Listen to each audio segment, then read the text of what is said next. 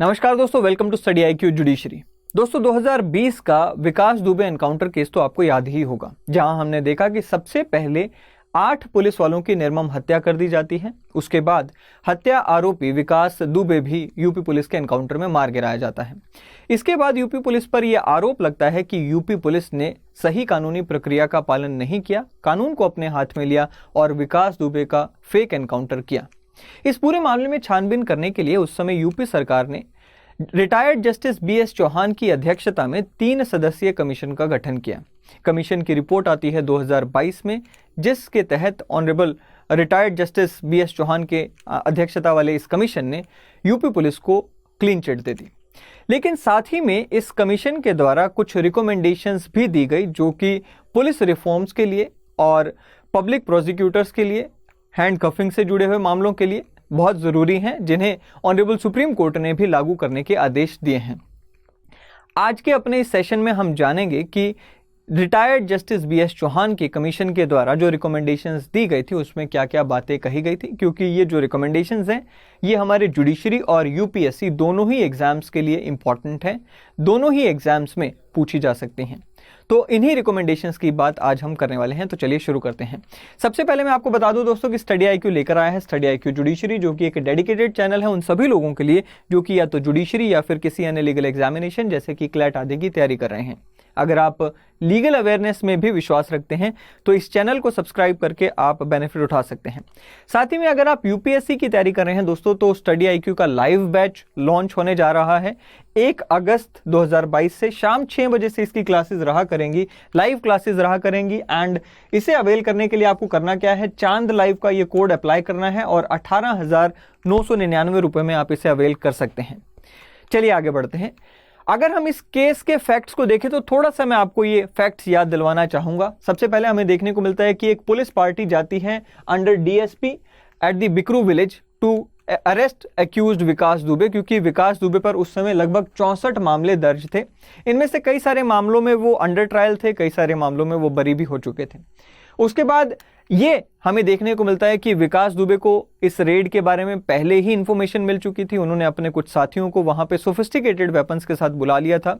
जैसे ही ये red party वहां पहुंचती है, सामने से फायरिंग शुरू होती है और इस रेड पार्टी के 8 पुलिसकर्मी मारे जाते हैं। उसके बाद विकास दुबे भी भाग जाते हैं वहां से और विकास दुबे को फिर अप्रीहेंड किया जाता है उज्जैन से। जब उज्जैन से उन्हें कानपुर लाया जा रहा था तो ऐसा पुलिस का वर्जन है कि उनकी गाड़ी का एक्सीडेंट हो जाता है, गाड़ी ओवरटर्न हो जाती है, यानी कि पलट जाती है। और इस सिचुएशन का फायदा उठाते हुए विकास दुबे वहां से भागने की कोशिश करते हैं। इस पूरे सिनेरियो में उन्होंने एक पुलिस वाले की बंदूक छीनी और वो वहां से भाग जाते हैं। पुलिस उन्हें चेस करने की कोशिश करती है और उसके बाद विकास दुबे की तरफ से फायरिंग होती है, पुलिस की तरफ से क्रॉस फायरिंग होती है और इस पूरे सिनेरियो में विकास दुबे मारे जाते हैं। ये पूरा वर्जन पुलिस ने दिया गया और पुलिस को क्लीन चिट मिल चुकी है। खैर, अब हम बात करते हैं कमीशन की रिपोर्ट की। देखिए, ये जो कमीशन की रिपोर्ट आई है इसमें जो सबसे पहला इंट्रोडक्टरी पैराग्राफ है उसी में पुलिस को आड़े हाथों लिया गया। हालांकि ये बात अलग कि पुलिस को क्लीन चिट मिल गई, लेकिन यहां पर एक आप कह सकते हैं कि फटकार भी लगाने की कोशिश की गई। कैसे, चलिए देखते हैं। सबसे पहले इसमें कहा गया कि after 8 policemen were targeted to death by criminal और habitual offender, it led to a counter balancing of a situation by an immediate response. यानी कि यहां पर counter balancing of the situation करने की कोशिश की गई पुलिस की तरफ से और इमीडिएट रिस्पॉन्स हमें देखने को मिलता है, जहां पर there was a need to either boost the police morale or police confidence or may have been a knee jerk reaction, but इस सब की वजह से it left the society wondering as to the deficit of our criminal justice system. So यहाँ पर एक सवाल खड़ा किया गया पुलिस के ऊपर भी।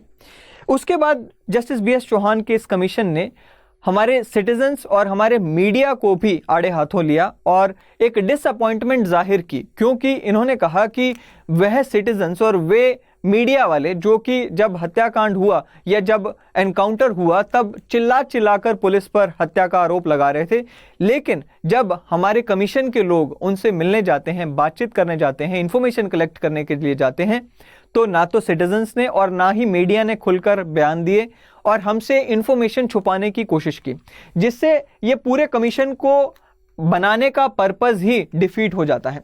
साथ ही में उन्होंने ये भी आरोप लगाया कि फंडामेंटल ड्यूटीज से भागने की एक कोशिश की गई मीडिया के द्वारा और वहां के आम जनता के द्वारा। फिर आते हैं जी पुलिस रिफॉर्म पर।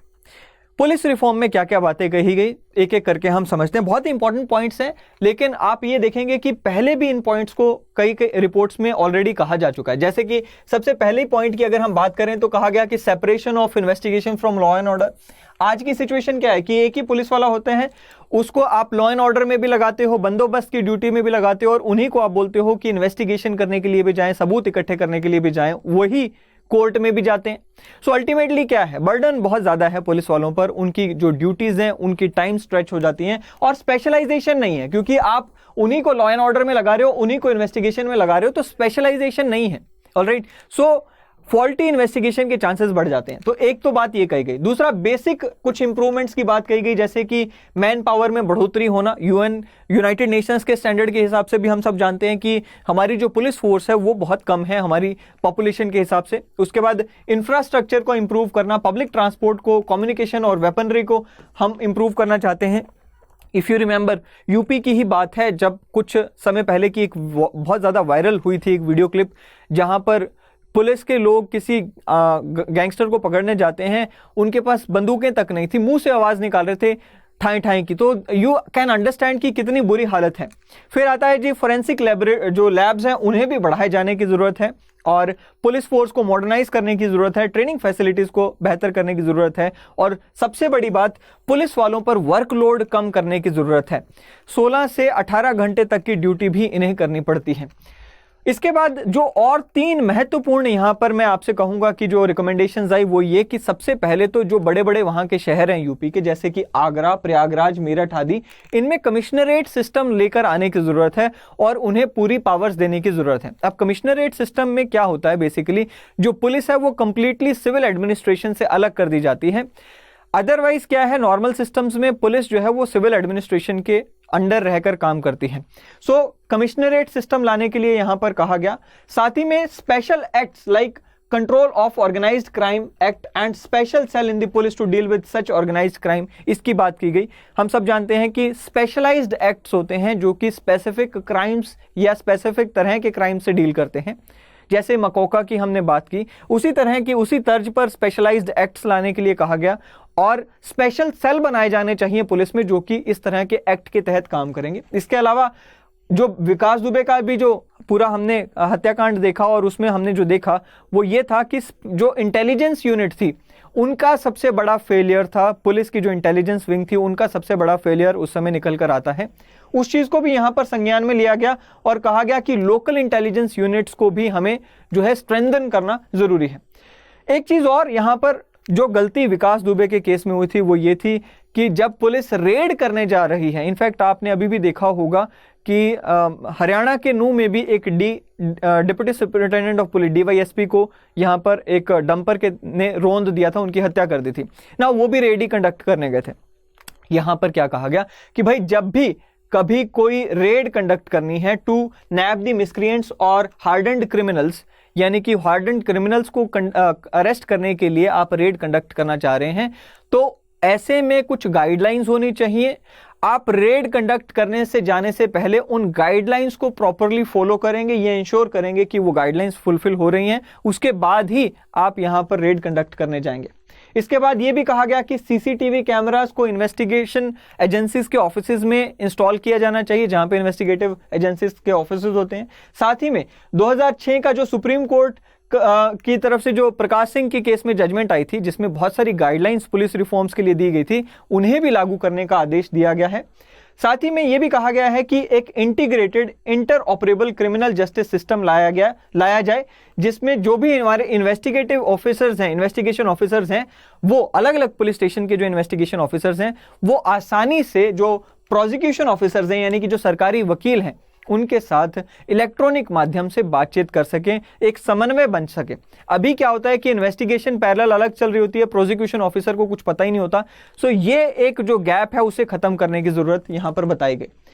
साथ ही में यह भी कहा गया कि जब ट्रेनिंग होती है पुलिस वालों की या फिर जब रिफ्रेशर कोर्सेज होते हैं पुलिस वालों के, तो उन्हें दोबारा से CRPC, IPC आदि जो हमारे इंपॉर्टेंट एक्ट हैं, कॉन्स्टिट्यूशन हो गया, इनसे अवगत कराया जाए, खास करके अगर कोई नई जो अमेंडमेंट्स आती हैं उनके बारे में जानकारी देनी जरूरी है।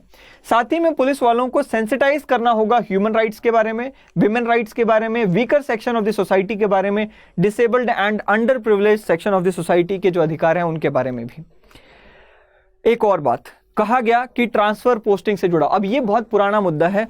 अक्सर हमें देखने को मिलता है कि दोनों तरह के यहाँ पर इश्यूज उठते हैं। पहला इशू ये कि पुलिस वालों को आप एक प्रॉपर टाइम नहीं देते हो, खास करके जो आईपीएस ऑफिसर्स होते हैं इनकी हमेशा ये कंप्लेंट रहती है कि इन्हें एक डिस्ट्रिक्ट में टिकने के लिए प्रॉपर टाइम नहीं मिलता है। पॉलिटिकल इश्यूज बहुत ज़्यादा आ जाते हैं और पॉलिटिकल दबाव में इनकी ट्रांसफर्स जल्दी हो जाती हैं। 6 महीने, 1 साल, इतना ही समय इनको मैक्सिमम मिल पाता है कहीं पे, कई बार तो 2-2 महीने में भी ट्रांसफर हो जाती है। ऐसे में ये उस एरिया में प्रॉपर सर्विसेज नहीं दे पाते हैं। सो यहाँ पर रिकमेंडेशन क्या है? रिकमेंडेशन ये है कि आपको एक प्रॉपर टाइम लिमिट सेट करनी होगी कि इतने समय से ना तो कम ना ही ज़्यादा आप उस एरिया में रहेंगे, इस समय के बाद आपकी ट्रांसफर हो जाएगी। कई बार ये भी देखने को मिलता है कि एक पुलिस वाला एक ही एरिया में सालों साल वहां पे बैठा रहता है, उससे वहां पर उसके फाइनेंशियल इंटरेस्ट पैदा हो जाते हैं, पर्सनल इंटरेस्ट वहां पे जुड़ जाते हैं, इसलिए वहां पर यह गड़बड़ का सौदा बन जाता है। साथ ही में यहां पर यह भी कहा गया that police a policy be drawn to prevent the causing of undue influence by administrative and revenue officers on the police. देखिए, कई बार क्या होता है कि पुलिस का अप्रूवल लेना जरूरी होता है, खास करके जब आप आर्म्स का लाइसेंस लेते हैं या माइनिंग का लाइसेंस लेते हैं। इस तरह के जो लाइसेंस आप लेते हैं, हालांकि ये लाइसेंस आपको पुलिस ने नहीं देने होते, लेकिन पुलिस का अप्रूवल लेना यहां पर जरूरी होता है। ऐसे में जो एडमिनिस्ट्रेटिव ऑफिसर्स होते हैं, रेवेन्यू ऑफिसर्स होते हैं, वो पुलिस पर अनड्यू इन्फ्लुएंस यानी कि दबाव बनाते हैं, जिसे खत्म करने के लिए बात कही गई है। State must form the committee at the district. अब देखिए, ये भी बहुत इंपॉर्टेंट एक यहाँ पर रिकमेंडेशन दी गई है। होता क्या है कि जितने भी सरकारी वकील होते हैं, इन पर हमेशा एक आप क्रिटिसिज्म कह सकते हैं इनका, कि ये अच्छे से स्टेट का जो केस होता है वो रिप्रेजेंट नहीं कर पाते हैं। और आप देखेंगे कि इक्विटल्स के केस जो हैं, जिसमें आरोपी को बरी किया जाता है, वो केस बहुत ज़्यादा होते हैं। मेजॉरिटी ऑफ द केसेस में बरी कर ही दिया जाता है। अब इसमें कई बार ये आरोप लगता है कि इक्विटल रेट हाई होने का कारण है जो हमारे पब्लिक प्रोसिक्यूटर्स हैं वो इस लायक नहीं है, या उनकी जो एबिलिटी है वो इतनी ज़्यादा स्ट्रांग नहीं है जो सामने जो प्रोसिक्यूटर्स के सामने जो वकील लड़ रहे हैं केस उनकी होती है। सो अल्टीमेटली यहाँ पर कमेटी बनाने के लिए भी कहा गया है, ताकि जो प्रॉपर रीजंस हैं कि किस वजह से इक्विटल रेट ज़्यादा है, बरी कितने आरोपी हो रहे हैं, वो इतने ज़्यादा आरोपी बरी क्यों हो रहे हैं, उसको छानबीन करने के लिए, उसके कारणों को ढूंढने के लिए भी यहाँ पर कमेटी बनाने के लिए कहा गया है। अच्छा, जो पब्लिक प्रोसिक्यूटर्स होते हैं, जैसे कि मैंने अभी कहा, आरोप लगता है कि वो नेपोटिज्म और करप्शन के बेसिस पर पब्लिक प्रोसिक्यूटर्स को कई बार जो है अपॉइंट कर दिया जाता है। पॉलिटिकल इन्फ्लुएंस का भी उसमें काफ़ी अच्छा रोल रहता है, ऐसा आरोप लगता है।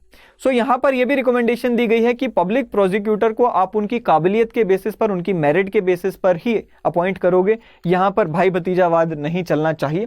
साथ ही में जो पब्लिक प्रोसिक्यूटर से जुड़ी हुई रिकमेंडेशंस आई थी by the Supreme Court in the state of Punjab versus Brijeshwar Singh Chahal के केस में 2016 की कुछ रिकमेंडेशंस आई थी पब्लिक प्रोसिक्यूटर से जुड़ी हुई, उन रिकमेंडेशंस को भी यहाँ पर कानूनी जामा पहनाने के लिए कहा गया है, यानी कि उनको भी कानून की फॉर्म में लेकर आने के लिए कहा गया है।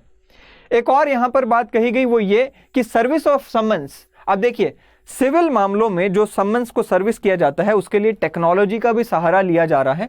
एन स्टेप करके एक प्लेटफॉर्म बनाया गया है जिसे हम बोलते हैं national service and tracking of electronic processes. अब इसमें होता क्या है, जैसे आपके घर में कोई कुरियर डिलीवरी वाला आता है तो वो आपकी एक फोटो क्लिक कर लेगा या आपके आधार कार्ड की एक फोटो क्लिक कर लेगा, आपसे ओटीपी लेगा, उसके बाद एक प्रूफ हो जाता है कि वो ऐप में डालने के बाद प्रूफ हो जाता है कि यस ये जो प्रोडक्ट है डिलीवर हो चुका है। कुछ इसी तरह से काम करता है एन स्टेप, जहां पर जब आपको समन डिलीवर किया जाता है तो आपकी फोटो क्लिक की जाती है, वो ऐप पे अपलोड हो जाती है, आपके सिग्नल अपलोड हो जाते हैं, आपके सिग्नेचर अपलोड हो जाते हैं, और उसके साथ साथ गूगल मैप्स पे आपकी लोकेशन भी अपलोड हो जाती है कि कहां पर ये जो समन्स थे वो आपको मिले। इसी तरह से अब क्रिमिनल मामलों में भी इस तरह की सर्विस का उपयोग होना चाहिए जब समन्स वगैरह की या जो प्रोसीजर्स हैं उनकी डिलीवरी होती है। हैंड कफिंग से जुड़े हुई क्या बात कही गई, चलिए देखते हैं। दरअसल जो ये वाला आप फोटोग्राफ भी देख रहे हैं, आप देखिए विकास दुबे को जब पकड़ा गया था वहां से उज्जैन से, तो उन्हें हैंड कफिंग नहीं किया गया था, यानी कि उन्हें हथकड़ी नहीं पहनाई गई थी। अब ऐसे में पुलिस का भी ये कहना है कि हम हथकड़ी पहनाते हैं तब भी हमारे लिए समस्या है, अगर हम नहीं पहनाते तब भी समस्या है। तो यहां पर क्या कहा गया वो देख लेते हैं। कमीशन की तरफ से कहा गया कि भाई जब आपको पता है कि सामने वाला आरोपी भागने के चांसेस उसके हैं, जब पता है कि सामने वाला एक हार्डन्ड क्रिमिनल है और उसके भागने के चांसेस जब हाई हैं, ऐसे केसेस में आपको यहां पर एहतियात बरतनी होगी और आपको हथकड़ी का इस्तेमाल करना चाहिए। फिर आता है G missing file pertaining to the criminal cases of Vikas Dubey. अब ये आखिरी रिकमेंडेशन, लगभग 40 रिकमेंडेशन थी और आखिरी रिकमेंडेशन यही थी इस पूरे कमीशन की। वो ये थी कि जो विकास दुबे के केस से जुड़ी हुई कुछ फाइल्स थी वो आज की डेट में गायब हैं बेसिकली। सो उन जो फाइल्स हैं उनके गायब होने के पीछे जो भी पब्लिक सर्वेंट्स रिस्पॉन्सिबल हैं उन पर भी कार्रवाई का आदेश दिया गया। क्या कहा गया? The commission recommends initiation of disciplinary proceedings against the erring public officers for loss of records, particularly the record of cases relating to Vikas Dubey, after holding a regular inquiry and pass necessary orders against those found guilty। तो ये कुछ अहम recommendations हमने देखी इस commission की, जिसका नाम था जस्टिस BS चौहान कमीशन।